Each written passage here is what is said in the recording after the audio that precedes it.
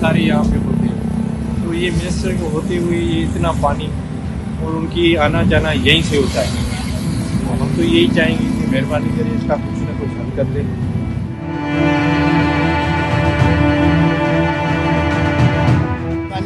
नमाजियों की परेशानी हो रही है बस।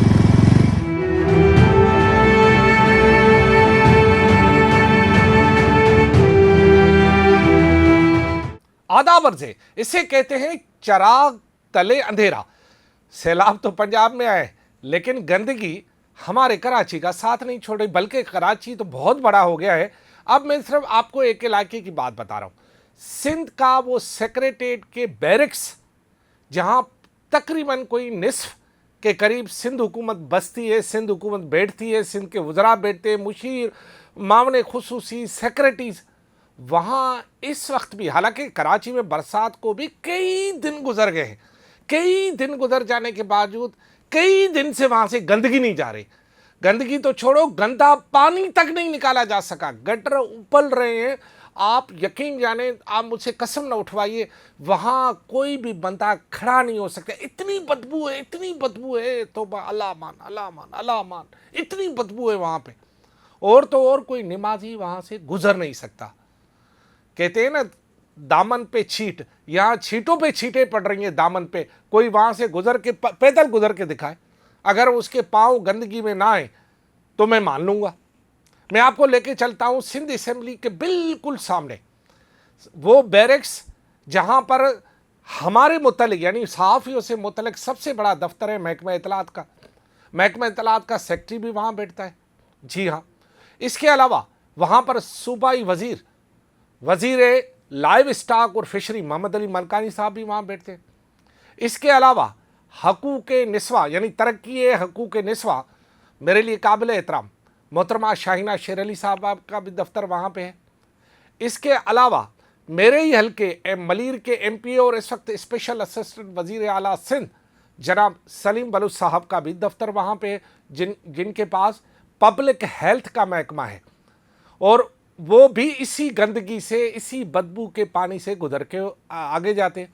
इसके अलावा एहसानुर रहमान मज़ारी साहब बड़ी बड़ी गाड़ी में आते हैं, बड़े गनमैन में आते हैं, वो उनकी मर्जी है जिस पे भी आए, लेकिन इसी गंदे पानी से गुजर के, उनके टायर गुजर के जाते हैं।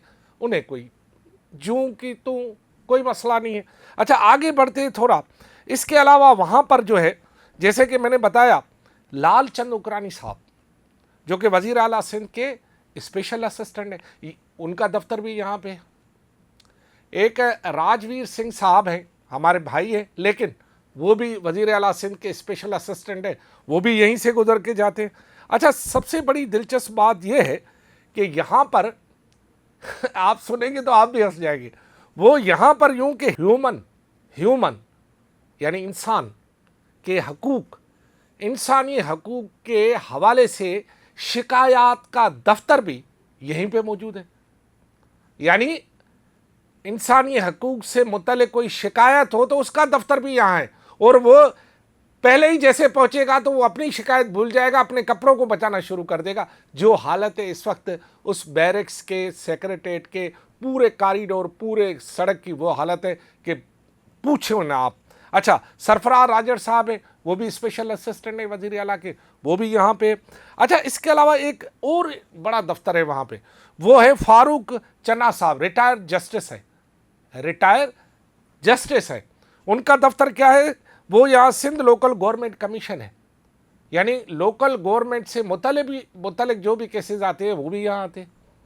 अब पब्लिक हेल्थ जिसका ताल्लुक आपको पता है, मुझे बताने की ज़रूरत नहीं, इंसानी हकूक़ मुझे बताने की ज़रूरत नहीं, लोकल कमीशन मुझे बताने की ज़रूरत नहीं, सबके दफ्तर यहाँ।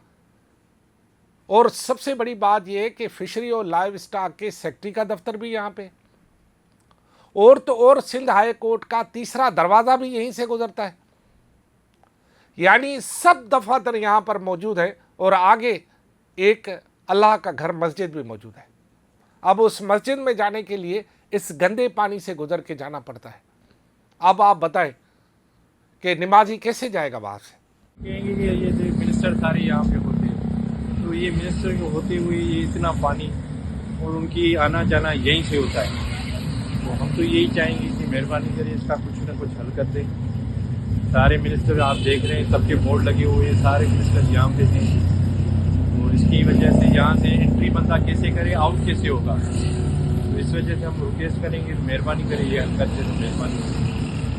नमाजियों की परेशानी हो रही है बस। यानी ये हालत है।